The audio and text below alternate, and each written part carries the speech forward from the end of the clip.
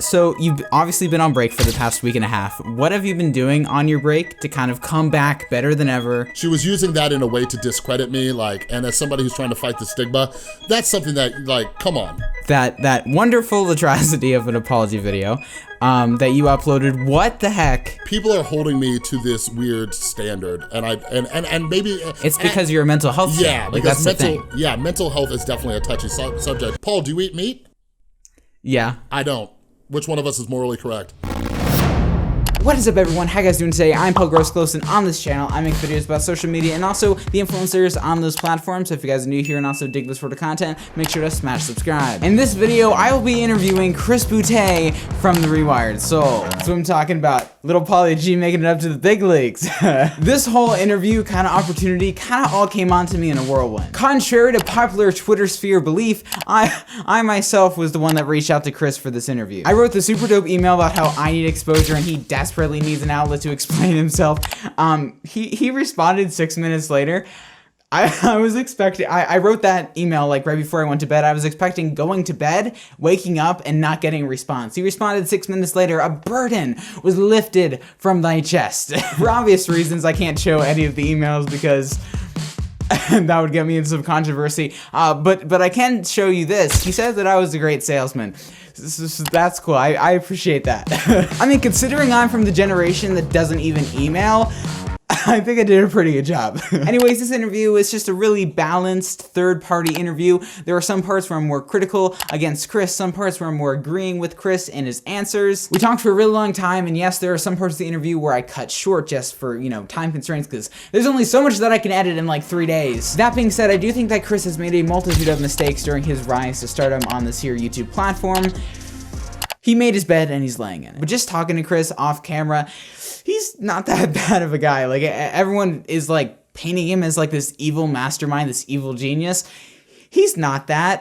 I just think he was a good guy that made some mistakes, and everyone has a reason for what they do, good or bad. So yeah, I mean, he's just a normal dude. So okay. Anyways, here we go. Let's get into the interview starting now. I saw you tweeted on the Twitter sphere that you're going to be coming back this upcoming Monday, so tomorrow essentially. From your perspective, what the heck happened? because it all kind of started from the Primic video. How many times do I have to say that I am not a drama channel? Not a drama channel? Not at all? Yeah. But what happened in your mind? Like, how did this all go down? This has blown up like far beyond what I ever thought. And by the way, thanks for pronouncing my name right. I appreciate that. And thanks for allowing me to discuss my side of things and everything. So I'll try to keep it short because we'll have a 5-hour interview if we talk about everything that's happened. Like, this story has gotten so convoluted and just crazy.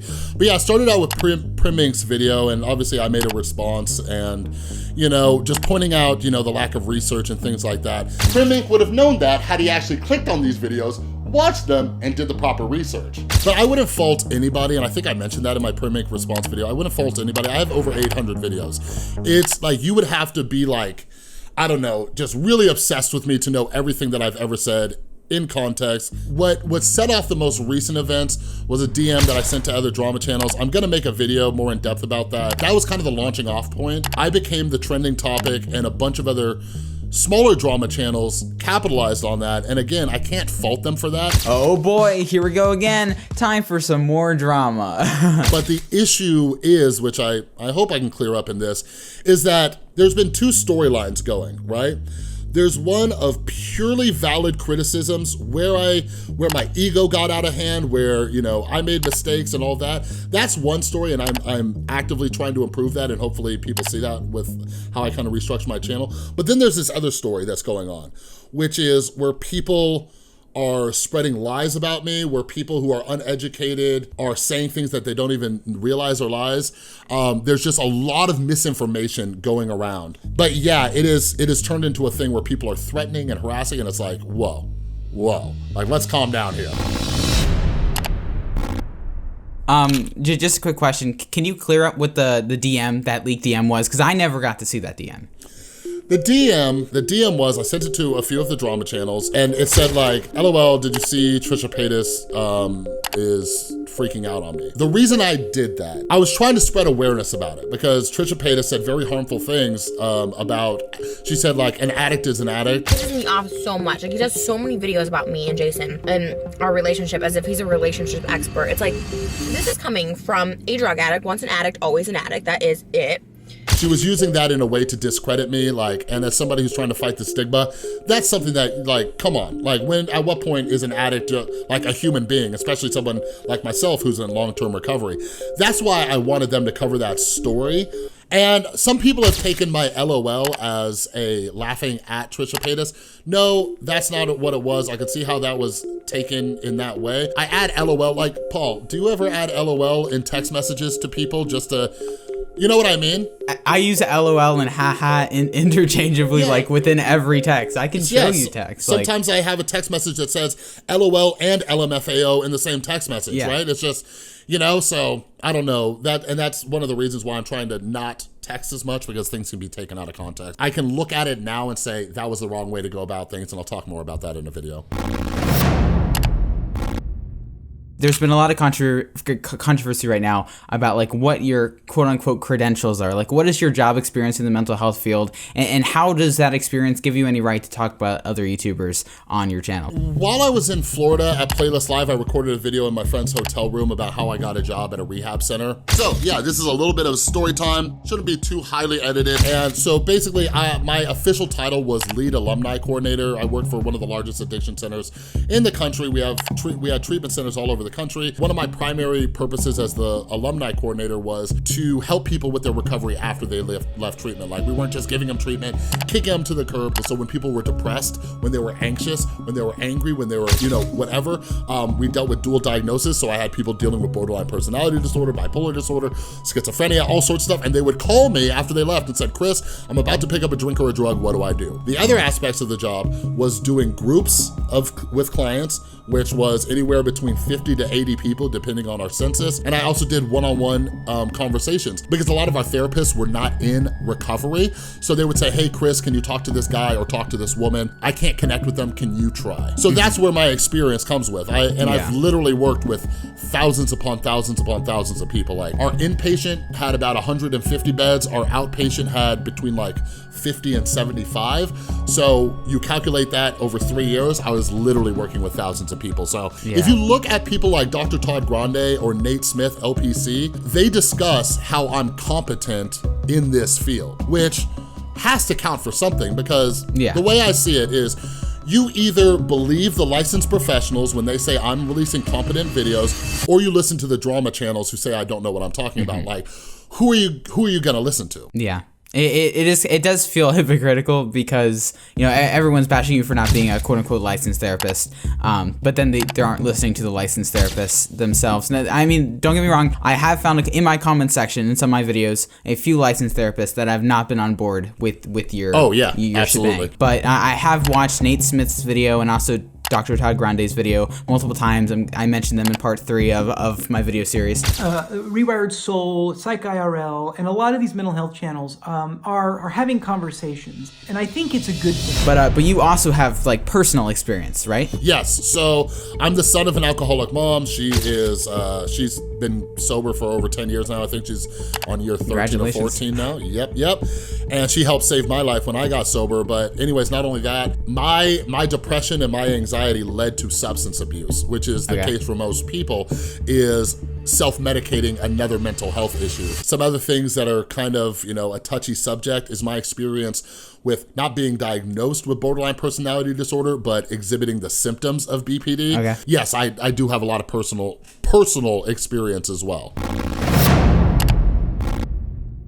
So really quickly, I want to touch on you not being a drama channel and then leaving the drama community. Yeah, like, I have to discuss why I'm choosing to leave this drama community. What differentiates, I can't speak, you from a normal traditional drama channel? Because you were talking about drama topics. Yes. And how can you leave a community that you're not a part of? Like, yeah, so I saw that, and it's always made sense to me. It's funny. Like, by the way, everybody, please watch the video I filmed with Dr. Todd Grande. Like, he talks about how he's watched drama channels, like on the stuff about me, and he's watched my channel, and never once has he considered me a drama channel. He's like, you use a drama topic, but then you talk about mental health. He's like, that's not a drama channel. He's like, a drama channel has no mental health topics or anything. I kind of think, like, this is what I've been talking about my therapist about, because she doesn't understand YouTube. YouTube, as a whole, us creators, there's different departments.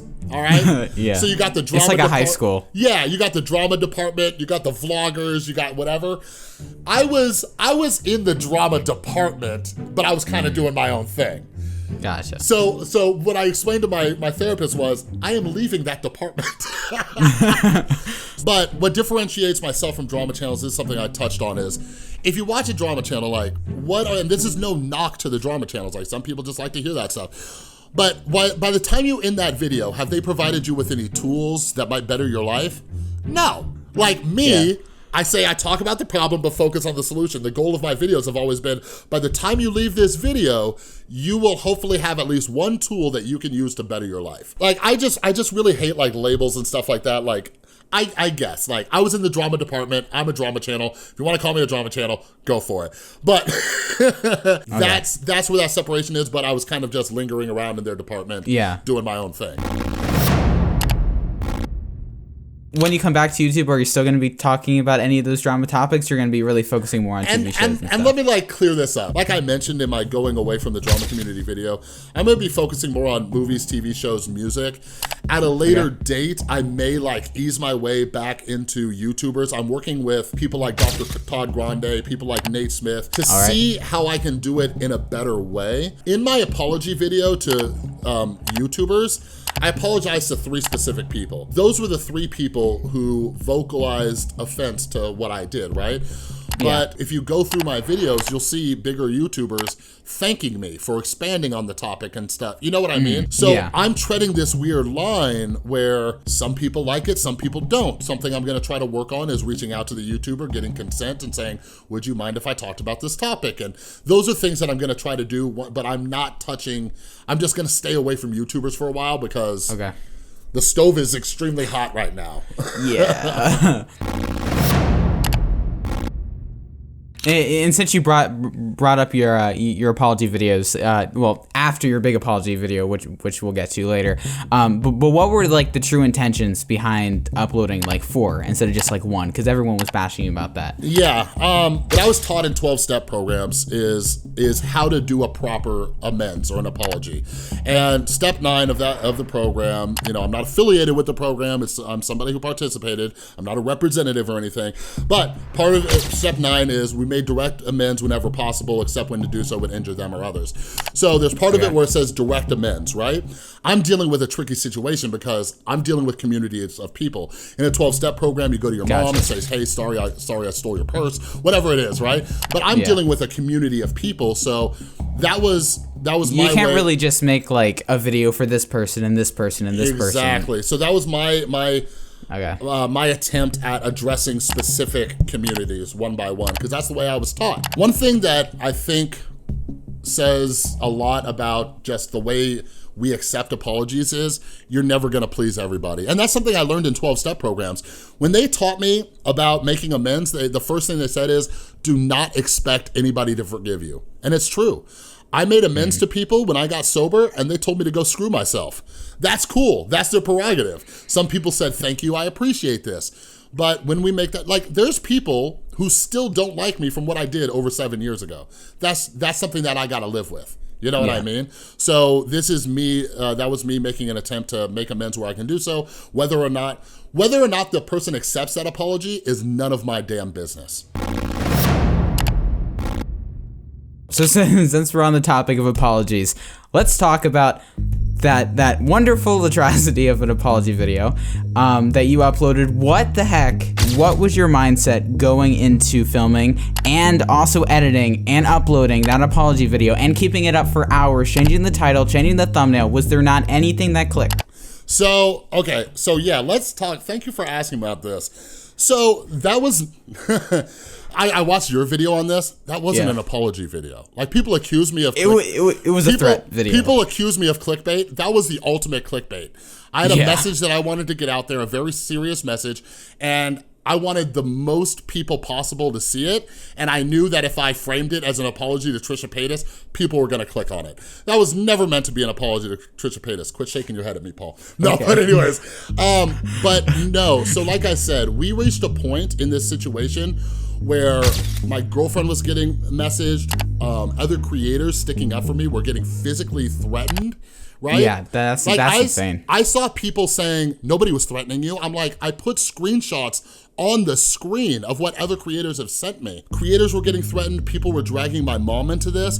That was a very emotional Chris. What I just wanted to clear the air on, because I know you mentioned this in your video. You mentioned that my threats were about, possibly about fair use. You gotta be kidding me. That is not how A, the algorithm works, or B, how fair use works, okay? These fair use disclaimers in front of these videos cover their butts perfectly fine. The only thing these videos don't cover is your bootay. Bootay. It wasn't about fair use. Okay, can you explain that? I was at a point mentally and emotionally where I filmed that on what, Saturday night / Sunday morning, because I already had talked to people who gave me legal advice, and a lot of what was going on, and still is kind of going on, falls under the legal definition of slander.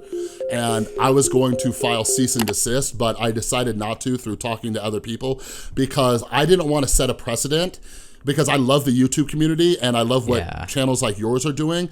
Me filing a cease and desist could set off a chain of events that I didn't want to be responsible for. But yeah, and you'd never recover from that either. Yes, like we already see what happens when people file copyright claims, but after getting legal advice, I was well within my rights to file a cease and desist, because like I said, there's two different stories going on here. There's valid criticisms where I can improve, and then there is slander, and slander is putting out false information about somebody saying it's true. For example, people calling me a scam or a fraud with no evidence, with nobody coming forward who says I have defrauded them.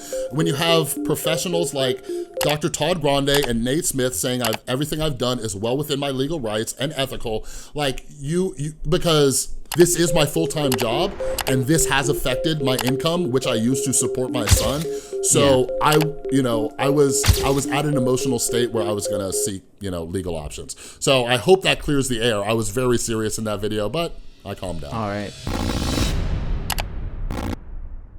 Here's the thing, which is just something that I'm struggling with, and I get it because it's human nature, but people are holding me to this weird standard, and maybe it's because you're a mental health channel. Like, that's the thing. Yeah, mental health is definitely a touchy subject, but like Paul, for example, you're taking YouTube pretty seriously. Like, you do a great job. But have you ever seen like courses like online for like how to grow? Yeah.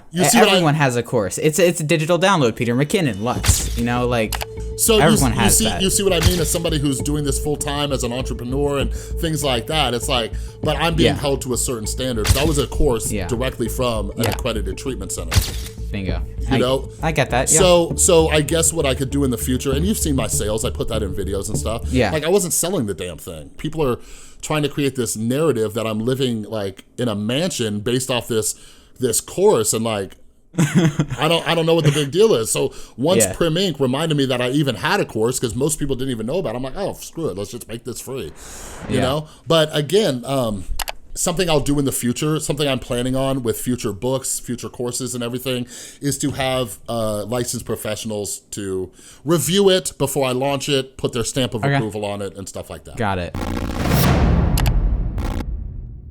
I want to ask you about your psychoeducation approach, because you've explained before that you use a psychoeducation approach in your videos, and that's all fine and dandy. There's nothing I can find that would violate what you're doing on your channel. But I've been seeing this in my comment section a lot. Now, I am not knowledgeable that much about this topic, but how does what you're doing not violate HIPAA laws? Because people keep asking me that in the comments. So let me explain to you what HIPAA laws are designed for. So Yeah. it's basically confidentiality. So if I came on my channel and said, John Smith is one of my clients and he is diagnosed with this disorder and here's what he did in treatment, I would get sued and or put in jail for breaking HIPAA laws. In my 3+ years working in an accredited treatment facility, I have never once had a HIPAA violation. I am very good at covering my butt to make sure I do not break HIPAA laws. Okay, so there's the first thing. So this Cover is about- that bootay. There you go, Paul. So this is about confidentiality. In order for me to break HIPAA laws, I would have to make a video about a client and use them by name. Yeah. One of the issues with a lot of the misinformation floating around is that people are using words like HIPAA laws and they don't know what they mean or what they entail. As a viewer of my channel, have you ever seen me give you the name of a client that I've worked with? No. Okay. Now, if you talk about YouTubers, You're using their name. Can I break up, but are they my clients? No. Oh, okay. Like, people feel a personal relationship with YouTubers, part of a parasocial relationship, but anything publicly uploaded is up for discussion. Yeah. Like, I didn't dig through anybody's files. I didn't break... Well, there is still a moral argument to be had. You know, like, there is, you know what I'm saying? Morals are a very interesting subject, Paul. Paul, do you eat meat? Yeah. I don't. Which one of us is morally correct? Yeah, I know. Yeah, okay. Okay, all right. Yeah, okay.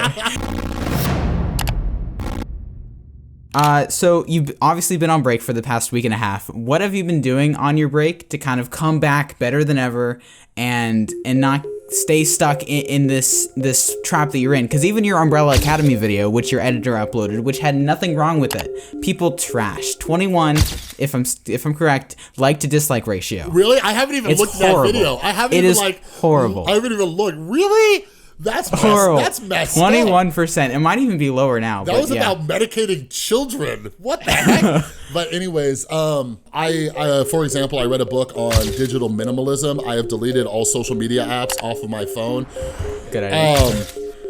I come from the school of thought of Gary Vaynerchuk, where it's like communicate, talk with your audience, be engaged. That has messed me up mentally. Basically, you know, I've been reading. I read that. I finished that book. I'm currently reading another book. But other than that, I've been talking with my therapist regularly. We have a call once a week. I've been going back to 12-step meetings more regularly. I found a meeting that I absolutely love. I've been getting a lot of clarity in there. I've been talking with my support group. I have a support group of people who tell me what I need to hear, not what I want to hear. So they'll tell me like, Chris, this is kind of unfair, but Chris, you're really messed up here. And I'm like, okay. So the three things are, you know, therapy, 12-step meetings, support group, and then I've also been reading on my own. But I was telling my girlfriend, I was just pacing around getting frustrated because like my passion in life is helping others. And she was like, well, why don't you use this time off to help the other people in your life? I'm like, good point. So I've been talking to my son more, spending more time with him, you know, spending more time with my girlfriend. So I've been getting more personal time, and something that people will see with my channel, because obviously actions speak louder than words, is that I'm gonna keep that going and have that balance, because YouTube kind of became this, YouTube and social media became this 24/7 thing. I was waking up in the morning, drinking coffee, responding to comments, and, you know, just trying to interact, and like, I have to set up boundaries for my own mental health. Trust me, everybody, like, I've learned a lot of places where I screwed up. Up royally, and I'll be making some videos on what I learned and stuff like that. Since you just said, you know, that there are some things that you screwed up, just for the audience, because everyone just wants to know, because you say that you know that you screwed up, but like in what circumstances do you believe that you've kind of strayed away from your ground, I guess you could say? Definitely just addictive behaviors coming up, my workaholism and stuff, and just constantly. The most unfair thing that I did was bring my audience into the drama. Like making response videos to Crim Inc., to Keemstar, to every video I did doing that, replying to prove somebody wrong, took away from an educational video which might have helped somebody. You know what I mean? Yeah. And I get it. That was definitely, that was wildly unfair to my audience. So like, that is something like, all of you watching this, if you see me make another response video, come punch me in the face or do something. I don't know, you know, like that was unfair to my audience. So that's something that I'm looking at and Gotcha. like that's one of the major things. Do you kind of regret going all in on the drama? Oh, 1000%. Who said it? Somebody made a video. I don't even know if it was you. I don't know. Somebody made a video. They said it was like a social experiment that went wrong. So I made 300 videos, over 300 videos that didn't really get any views or anything like that. I had less than 1,000 subscribers, and I have a message that I want to get out there. So how do I do that?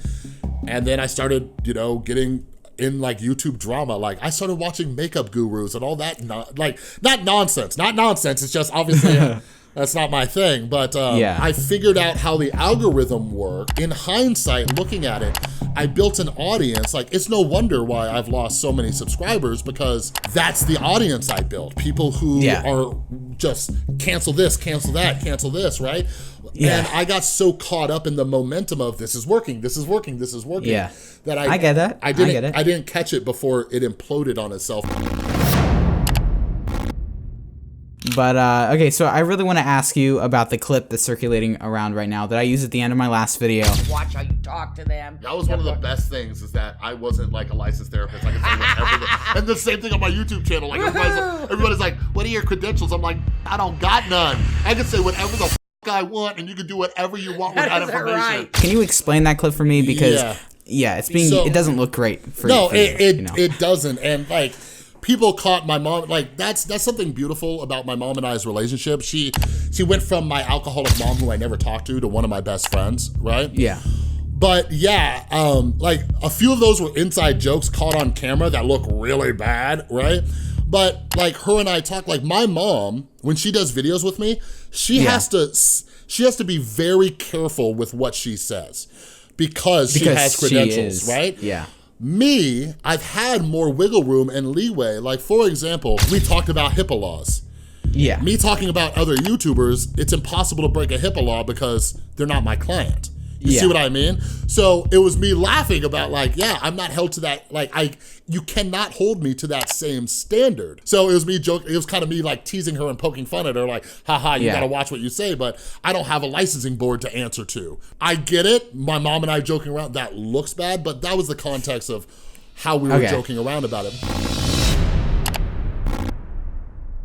So I want to talk about the mental health channels that have been kind of after you right now. Firstly, one of the biggest ones, Bipolar Corner. But he claims that you called his channel unmoral and unethical, and that in your Facebook group, he was essentially harassed by your girlfriend. Do you have any thoughts on that? I won't go into details. Okay. There is a history between myself and that channel that I have not made public, and I've chosen not to, but there are more reasons why that relationship is not good. Yeah. Besides what is presented in videos. Take with that what you will. Take as that me being vague and stuff, but I'm already under fire for spilling tea, and I'm just not gonna do that. I will say this, there has been no harassment, there has been no targeting, you know, in the Facebook groups and stuff like that. Like, one issue that we're dealing with, and I'm not saying Bipolar Corner specifically or anybody else, one issue that we have on the internet is when somebody disagrees with somebody, they say, quit attacking me. Like, we need to calm down just a little bit. Like, we need to be able to have like conversations without saying, oh, you're attacking me. Like, sometimes we just disagree with people. You know what I mean? So that's where I'm gonna leave that. So talking about the Facebook group kind of briefly, why did you end up closing down that? So I closed down that and the Discord server. There's a multitude of reasons, and it sucks too. Like, one thing that really breaks my heart is when these drama channels made all these videos attacking me, they didn't think about all the people who were getting help. Like, although they, you know, they come from this moral high ground, there is still criticism to be had, though. Like, you can't say you're immune to criticism solely because you're helping people. No. But to say, you know, like for the criticism, like one issue is speaking for the masses, right? Okay. Yeah. Like, for example, going back to me being a vegetarian, I'm not going to speak for the masses and say everybody's blah, blah, blah, right? No. But one thing is that a lot of these channels have spoken for the masses and saying his channel is unhelpful. It's never helped anybody. It's a fraud. It's a scam. Like, people are disregarding all the people who left comments saying thank you. People are disregarding all the comments who said, Chris, if it wasn't for your videos, I would have never gone back to therapy.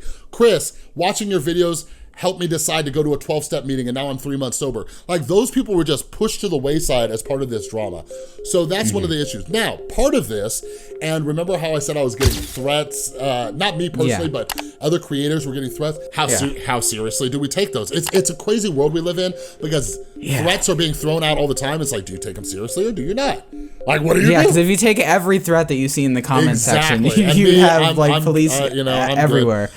But anyways, going back to that is when this started blowing up, our Discord server just got flooded with people coming in there just stirring up crap. And it's a mental health support community, right? Yeah. So we had to turn off the ability to join Discord without getting approved. We had a decent amount of moderators. I had the best Discord mods in the world. They got overwhelmed by this stuff, so they started bouncing. So the only reason that Discord, because our Discord server had thousands of people, the moderators started bouncing because it got too crazy. We didn't have the people to monitor it, so we decided to shut it down. I gave everybody a notice. I think I told them Monday, so I gave them 2 or 3 days. So I said, get each other's information, you know, because a huge part of this is that support. And then I also said we have the Facebook group. Facebook group, again, excellent moderators and everything like that. A lot of people that started getting attacked as well. Everybody started migrating over there. But one of the issues is there were, I don't even like using this word, it's so childish. There were spies in there who were taking screenshots and feeding them to these other channels and all this other stuff, which I didn't really mind, but it got to a point, because now I'm at a place with all this stuff, like I have to protect myself, my son, like especially on a legal level, and I cannot be liable for certain things, right? So like there were certain things that happened in that group, and I was like, you know what? I can't do this, because if I get sued for some ridiculous reason, even if I win the lawsuit, the legal fees can ruin me. You know what I mean? Lawyers aren't cheap. In order to protect myself while all this stuff is going on, we had to shut down the Facebook group as well. Okay, so this is kind of departing from that subject there, but I just wanted to quickly ask this, because this has been a thing that has been blowing up right now. Leafy Greens had the cops sent to her house for a wellness check. Did you A, send the cops to her house, and or B, do you have any words on that? Because people are making assumptions already without knowing any facts. Yeah, so I touched on this in my Medium article. The answer is no. In order to send a wellness check, so for example, like I mentioned, part of my job was to talk to people after they left treatment. We had clients from all over the country. People would call me who were suicidal, and if I didn't know what city and state they were in, I couldn't do a wellness check, because you have to call local law enforcement, right? Oh, yeah. I have no idea where she lives, so it would be impossible for me to call a wellness check. It wasn't until after this situation happened that I even discovered what her actual name is, and even still, I have no idea where she lives or where she's from. My biggest fear about this situation is this. Somebody might come forward and say that they did this. My biggest fear is that people don't understand what a wellness check is. Like, a wellness check is something that you should know about. Like, if you are concerned for the safety of somebody, do a wellness check. Police officers or first responders, like fire people, men and women, or EMTs, they basically just go to the house and say, is everything all right? That's all it is. Nobody gets taken into custody unless something is happening. You see what I mean? So like when this person comes forward, or if they come forward and say, hi, I'm the one who called in the wellness check, like, don't attack them. They were probably concerned and did a wellness check. You made a lot of videos on Trisha Paytas, Bobby Burns, and all them. Do you feel any resentment for that? Like, do you feel sorry? Or are you do you not have any regrets about all the videos you made? No, no, absolutely. There are some that I wish I handled better or worded better. As a creator, something that you and I struggle with, and as well as other creators, is there's sometimes when people hear what they want to hear. So And not what actually happened. Yeah. So there were times when I've put disclaimers and things like that saying, I don't know this person, or whatever. Like, I'm just using this to give context if this is happening to you. So there were some of those where I'm like, I didn't do anything wrong, but there are definitely ones where I'm like, my emotions got the best of me in that video. Maybe I shouldn't have said this. So there definitely are, but that's part of what I'm trying to do. And one of the reasons I'm staying away from YouTubers for quite some time is because I want to make sure that I'm in a place where I minimize any wreckage that I might cause or damage. So I guess my last question is there anything that I didn't ask you that you'd like to clarify, and if so, what would that be? Just something that I just want I would ask the audience to just think about is mind reading, right? Like believing that we know somebody's true intentions or motives. You know what I mean? Yeah. And at the end of the day, there's only so much I can say about what my intentions, what my motives are, and it's just like, I think the evidence should speak for itself, with what's going on.